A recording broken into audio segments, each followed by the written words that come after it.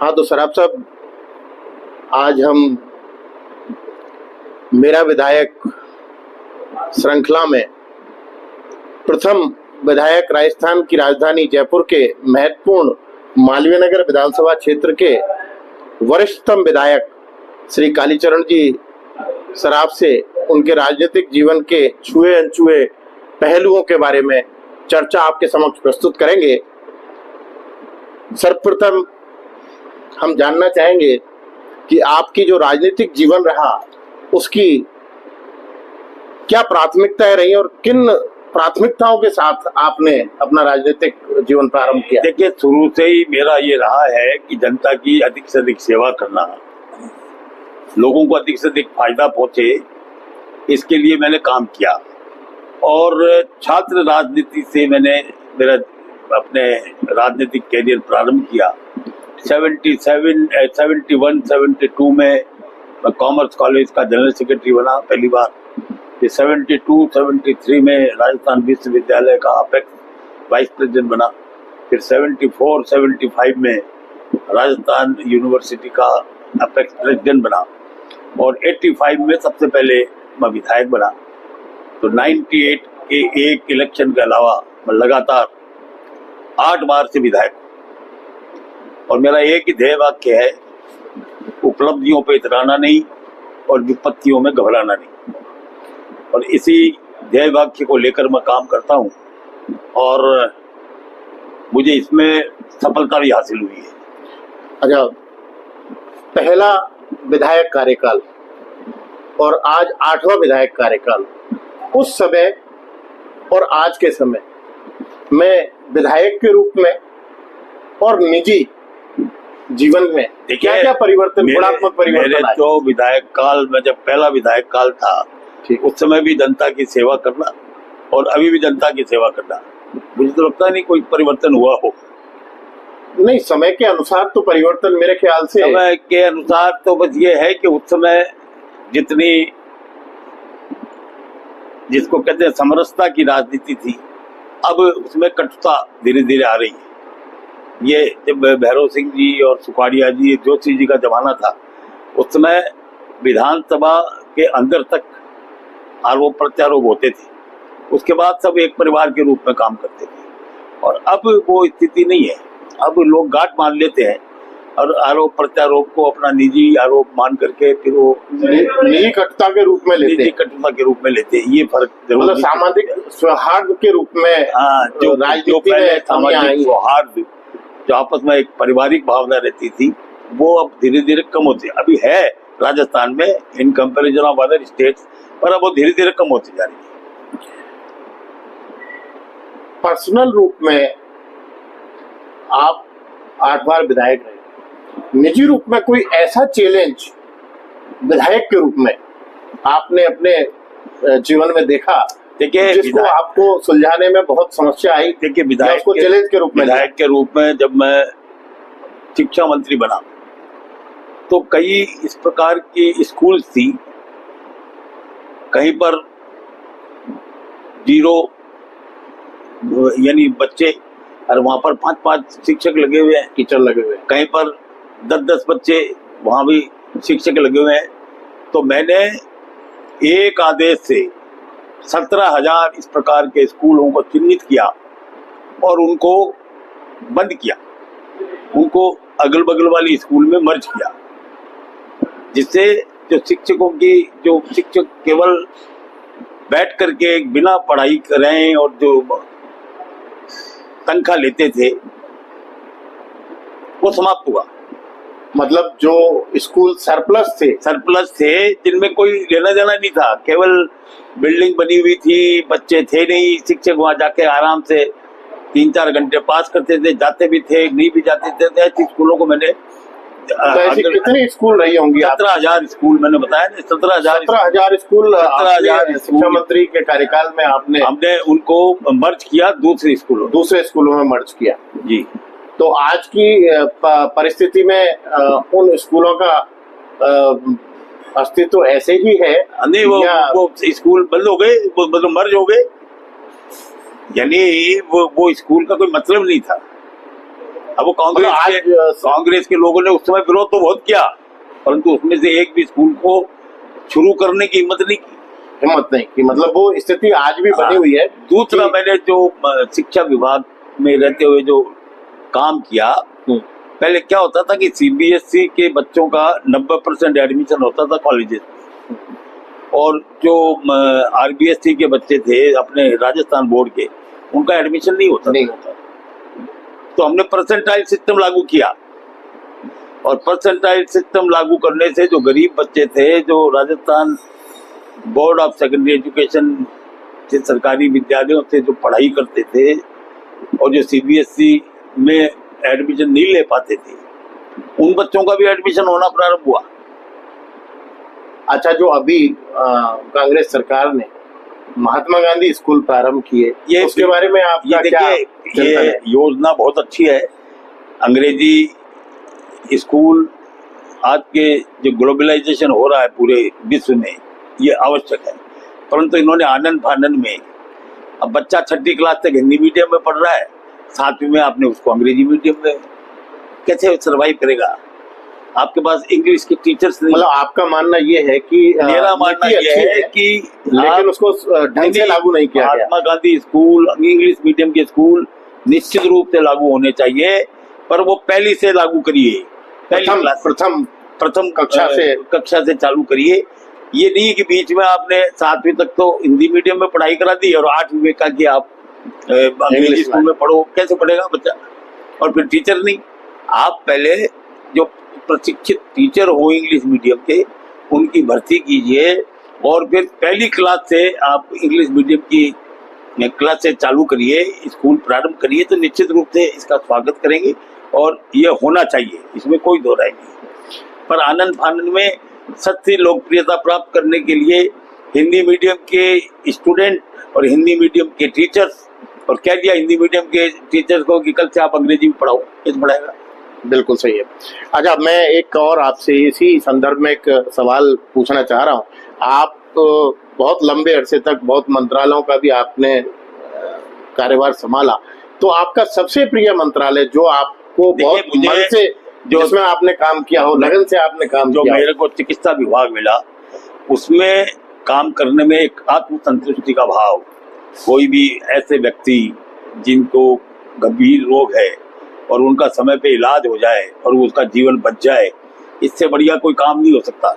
इसलिए इस प्रकार के जो रोगी थे, और जब मैं चिकित्सा मंत्री था, तो ऐसे रोगियों का इलाज प्राथमिकता के आधार पर हो, ये मैंने प्रयास किया और इसमें सफल भी हुआ।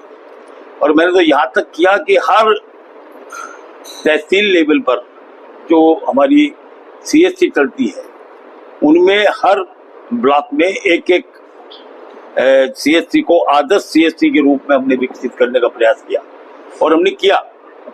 सारी सुविधाएं, सब प्रकार की जांचें, सब प्रकार के वहाँ कोई रिक्त स्थान नहीं रहे, और ऐसे सब लोगों को उसका इलाज मिले। अच्छा, ऐसा कोई काम आपने चिकित्सा मंत्री रहते हुए किया जो एक मील का पत्थर साबित हुआ हो? देखिए, मैंने सबसे बड़ा जो काम जो मेरी दृष्टि में मैंने किया, एसएमएस हॉस्पिटल में जबरदस्त दबाव था पहले रोगियों का, तो मैंने जयपुर के दक्षिण में अपने क्या कहते हैं जयपुरिया हॉस्पिटल, जयपुर के उत्तर में गणगौरी हॉस्पिटल, जयपुर के पश्चिम में नहीं जयपुरिया ये कामटिया हॉस्पिटल, और जयपुर के पूर्व में सैटेलाइट हॉस्पिटल शेट्टी कॉलोनी, इनको मैंने इस प्रकार से स्ट्रेंथन किया कि एसएमएस हॉस्पिटल पे कम से कम रोगियों का भार पड़े। उसका परिणाम ये हुआ कि जयपुरिया हॉस्पिटल में जहाँ 300-350 का आउटडोर था, वो बढ़कर के 3,500-4 हजार का हो गया। इसी प्रकार से कांवटिया में, गणगौरी हॉस्पिटल में, और वहाँ भी रोगियों का प्रतिदिन की संख्या है, प्रतिदिन 3,500-4 हजार का आउटडोर हो गया। पहले जयपुरिया हॉस्पिटल में 150 बेड का हॉस्पिटल था, आज 470 बेड है। पहले यहाँ मैटरनिटी होम नहीं था। ये सब आपके कार्यकाल में? डिलीवरी के टाइम में या तो महिला चिकित्सालय सांगनेरी गेट पर जाना पड़ता था महिलाओं को, या जनाना में। यहाँ भी अब मैटरनिटी सुविधाएं उपलब्ध है। तो ये मैंने चारों हॉस्पिटल्स को और स्ट्रेंथन किया, और RUHS जो बना इसमें, और कैंसर हॉस्पिटल जो स्टेट कैंसर हॉस्पिटल, और सब अपने जो संभाग स्तर पर सुपर स्पेशलिटी के डॉक्टर नहीं हॉस्पिटल्स चालू किए, सुपर स्पेशलिटी विंग चालू की।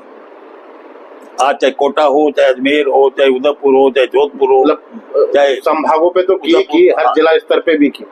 नहीं, ये संभाग स्तर पे सुपर स्पेशलिटी की विंग बनाई और सुपर स्पेशलिटी के डॉक्टर्स को लगाया। नहीं, पूरे राजस्थान में जितने भी संभाग है वहाँ तो आपने किया।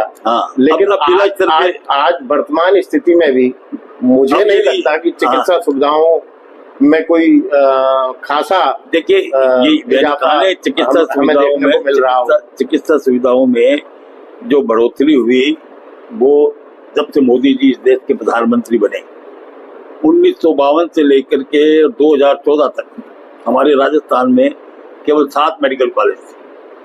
आज वो हर जिले में एक मेडिकल कॉलेज हो गया। तो ये मोदी जी के सोच का परिणाम है। मतलब आप इस जो जो लाभ है वो मोदी जी को देना चाहते हैं नेचुरली, क्योंकि जो हर जिले में मेडिकल, क्योंकि अभी 2014 से के बाद ये सारे कॉलेज, 2014 के बाद, जैसे मैं जब चिकित्सा मंत्री था उस समय 8 मेडिकल कॉलेज और नए खुले आपके कार्यकाल में धीरे धीरे।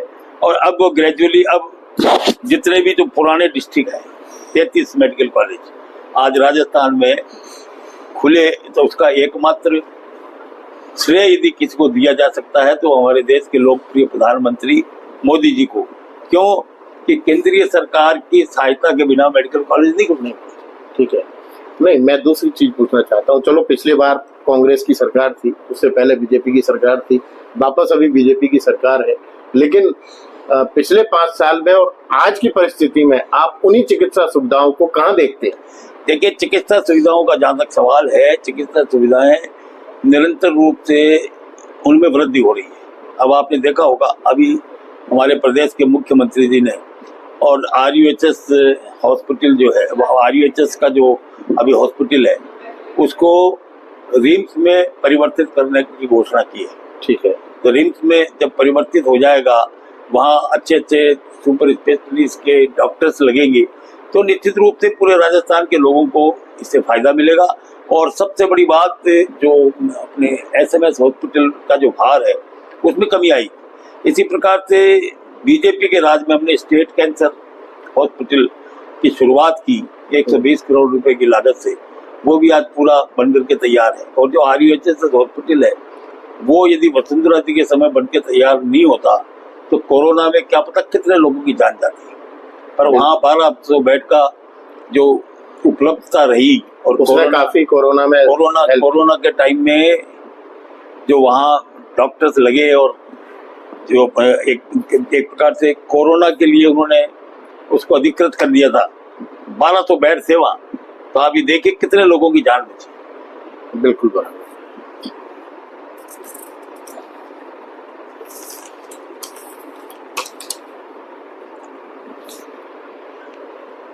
अभी जो 16वीं विधानसभा है इसमें बहुत सारे नए विधायक चुन करके, क्योंकि आप आज की तारीख में मेरे को लगता है कि राजस्थान विधानसभा में सबसे वरिष्ठतम विधायकों में से। देखिए, मैं यही कहूंगा नए विधायकों को कि वो धरती पर चले, क्योंकि आप जब तक अपनी जड़ें मजबूत नहीं करेंगे, जनता निरंतर जन सुनवाई नहीं करेंगे। अब आजकल कहता है क्या, नए विधायक बनते हैं ना, वो बनते ही हवा में उड़ने लग जाते हैं, तो फिर वो जनता उनको हवा में उड़ा देती है। अगली बार जितने नए विधायक बनते हैं उनमें से दूसरी बार 50% से ज्यादा सड़ जाते हैं। तो यदि वो परमानेंट काम करेंगे, जनता की सेवा करेंगे, लगातार जन सुनवाई करेंगे, जन सुनवाई करके जनता की छोटी मोटी समस्याओं का समाधान करेंगे, तो निश्चित रूप से वो सर्वाइव करेंगे। अच्छा, आपका बड़ा लंबा कार्यकाल रहा विधायक के रूप में और मंत्री के रूप में। एक विधायक के रूप में और मंत्री के रूप में विधानसभा में आपने कुछ समस्याएं फेस की होंगी, कुछ चैलेंजेस आपके सामने आए होंगे, तो कुछ आप हमें बताएं कि एक महत्वपूर्ण क्या चैलेंज है मैंने आपके बताया सामने विधायक के रूप में और मंत्री के रूप में? मैंने तो हर समस्या का समाधान करने की कोशिश की, और उसमें विधायक के रूप में जब मैं जिस क्षेत्र से चुन करके आता हूँ तो निश्चित रूप से वहाँ की प्राथमिकता रहती है, और बाकी राजस्थान भर की समस्याएं जिससे आम जनता प्रभावित होती है। मंत्री के रूप में तो उनका पूरा राजस्थान ही आपको देखना होता है, विधायक के रूप में तो चलो क्षेत्र देख लिया। बिल्कुल बिल्कुल, मंत्री के रूप में मैंने बताया नहीं, लोग आज भी याद करते हैं कि साहब आप जब चिकित्सा मंत्री थे, आप जब शिक्षा मंत्री थे तो ये काम हुआ। मैंने बताया ना आपको कि शिक्षा मंत्री के रूप में हमने जो काम किए मैंने आपको बताए, और इसी प्रकार से चिकित्सक के रूप में तो हमने बहुत काम किए।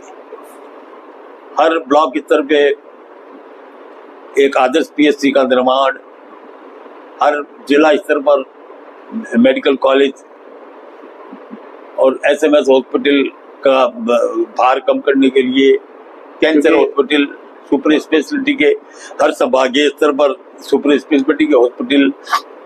राजस्थान में मालवीय नगर पहले तो जयपुर की राजधानी है, और राजधानी में भी मालवीय नगर विधानसभा क्षेत्र एक महत्वपूर्ण विधानसभा क्षेत्रों में माना जाता है,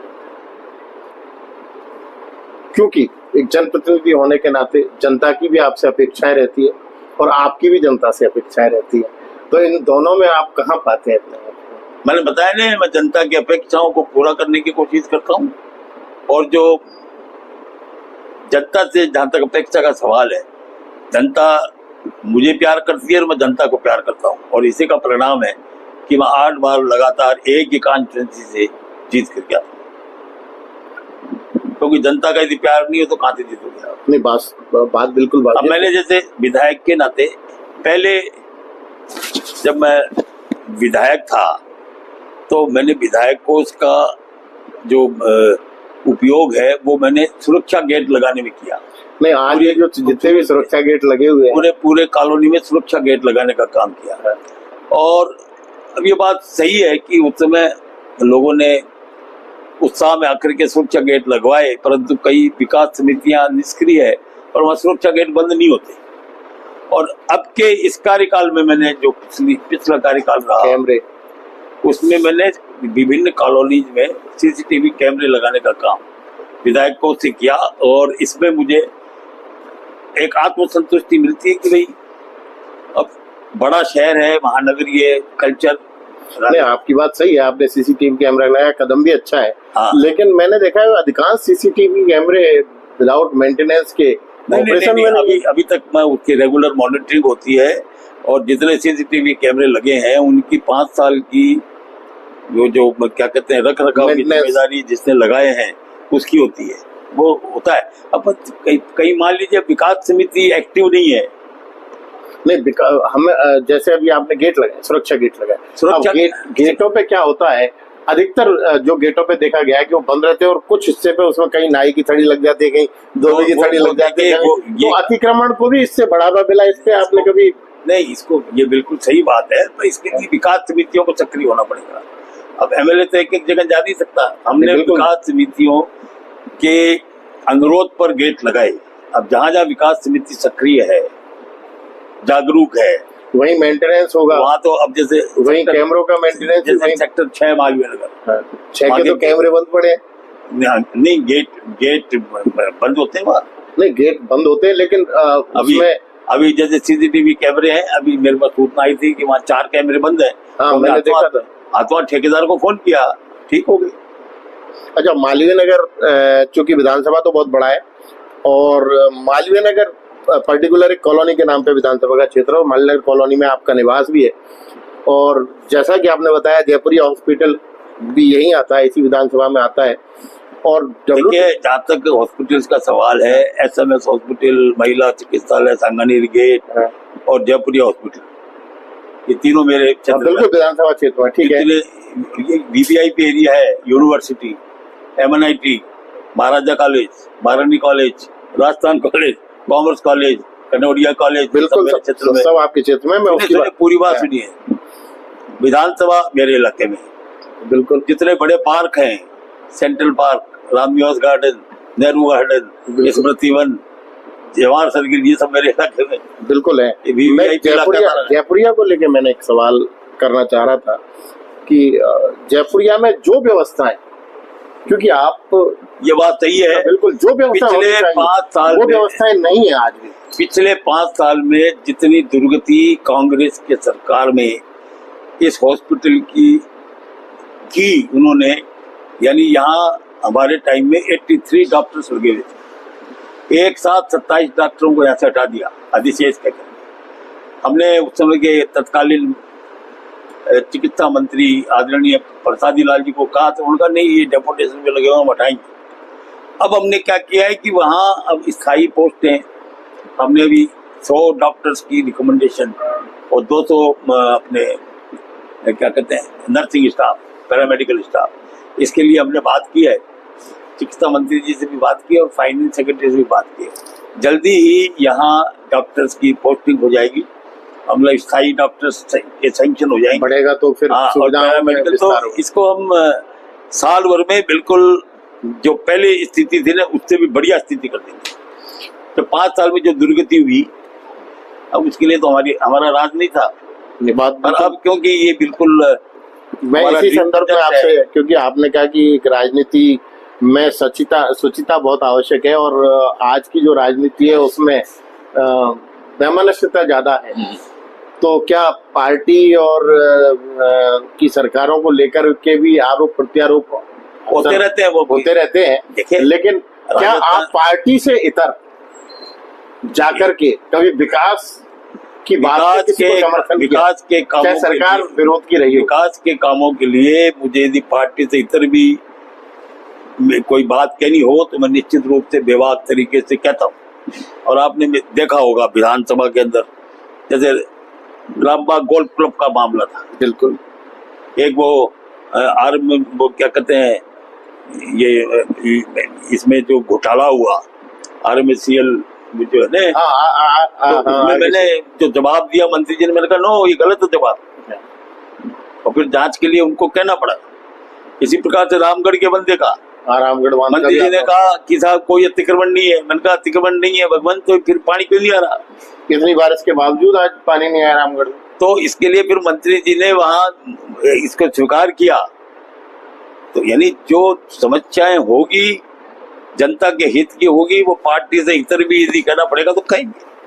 अच्छा, पार्टी और संगठन दोनों अलग अलग चीज, तो आपने अपने आप को पार्टी और संगठन के तालमेल में कहाँ पाया? संगठन का बिल्कुल अनुशासित सिपाही हूँ और संगठन का जो भी आदेश होता है वो हम मानते हैं। अब जैसे भी ये आया के साथ स्वच्छता अभियान, तो मैं ये कह सकता हूँ कि जयपुर शहर में सबसे ज्यादा अच्छा स्वच्छता अभियान यदि कहीं पर चला तो वो मालवीय नगर में। अब अभी सदस्यता का अभियान चल रहा है, तो हमारे मालवीय नगर में लगभग 25,000 मेंबर बन चुके हैं। हमारा 50,000 का लक्ष्य है, 15 अक्टूबर तक हम 50,000 सदस्य बनाएंगे, क्योंकि जयपुर शहर में सबसे बड़ी छोटी कॉन्फ्रेंस है मालवीय नगर। जैसे अभी मालवीय नगर में 26 पार्षद है और अपने क्या कहते हैं विद्याधर नगर में 42 पार्षद है, अभी सांगानेर में 39 पार्षदों को लेके ही आपने जब बताया कि एक विधायक के रूप में पार्षदों का क्या सहयोग विधायक को रहता है, क्योंकि पार्षद मैंने देखा है कि पार्षद अगर ढंग से काम नहीं करेंगे तो नेचुरली उसका असर विधायक की। देखिए, जहाँ तक मेरा सवाल है, ये बात सही है कि पार्षद जनता और विधायक के बीच में कड़ी का काम करती है, पर क्योंकि मैं पिछले 40 साल से विधायक हूँ, इसलिए मेरा जनता से सीधा संपर्क है। पार्षद सहयोग करता है तो बहुत अच्छा, नहीं करता है तो भी कोई खास बात नहीं है। जैसे जहाँ कांग्रेस के भी पार्षद है वहाँ भी विकास के कामों में कोई कमी नहीं आ रही, क्योंकि डायरेक्ट मेरे से संपर्क है उनका, सीधी बात है। अच्छा, अब भविष्य में आप अपने आप को, जहाँ कांग्रेस के भी पार्षद है ना वहाँ भी मैं जीता हूँ, आपके सुना। हाँ नहीं, वो तो जीते हो, हमने देखा रिजल्ट आपका कि आप हर बूथ पे कभी लीड लिया, बहुत कम बूथ ऐसे थे जहाँ एक बार में केवल 200-300 वोटों से हारा हूँ, बाकी सब जगह जीते हैं। हाँ, अब मैं एक सवाल आपसे पूछ लेता हूँ, आप वर्षतम विधायक रहे, ओवरऑल इस सरकार में आपको कोई महत्वपूर्ण जिम्मेदारी नहीं दी, इस संदर्भ में आपको? देखिए, विधायक का काम सबसे ज्यादा महत्वपूर्ण है। अब मंत्री बन जाए तो एक मंत्रालय का बाहर रहता है, अभी हम जहाँ फोन करते हैं वही काम होता है, सब पार। और फिर ये शीर्ष नेतृत्व का मामला है, शीर्ष नेतृत्व जिसको चाहता है, क्योंकि भारतीय जनता पार्टी नए लोगों को आगे लाने में विश्वास रखती है, तो नए नए लोगों को इसलिए आगे लाए हैं कि भाई नए लोगों को भी अनुभव होना चाहिए, नहीं वो सब कैसे ट्रेंड होगी। भविष्य में आप अपने आप को कहाँ देखना चाहते हैं राजनीतिक रूप से? ये शीर्ष नेतृत्व तय करेगा, या अपने बारे में हम कभी नहीं सोचते, नेतृत्व तय करेगा। आपके आगे की राजनीति का कदम क्या होगा? मैंने बताया ना, ये ऑल डिपेंड्स अपॉन हाईकमांड। वो जहाँ उपयोग लेना चाहेगी, वो यदि सरकार में उपयोग लेना चाहिए तो सरकार में, विधायक के रूप में तो विधायक के रूप में, संगठन के किसी जिम्मेदारी के रूप में, तो जो भी संगठन जिम्मेदारी देगा, जो पार्टी हाईकमांड तय करेगी। धन्यवाद। धन्यवाद।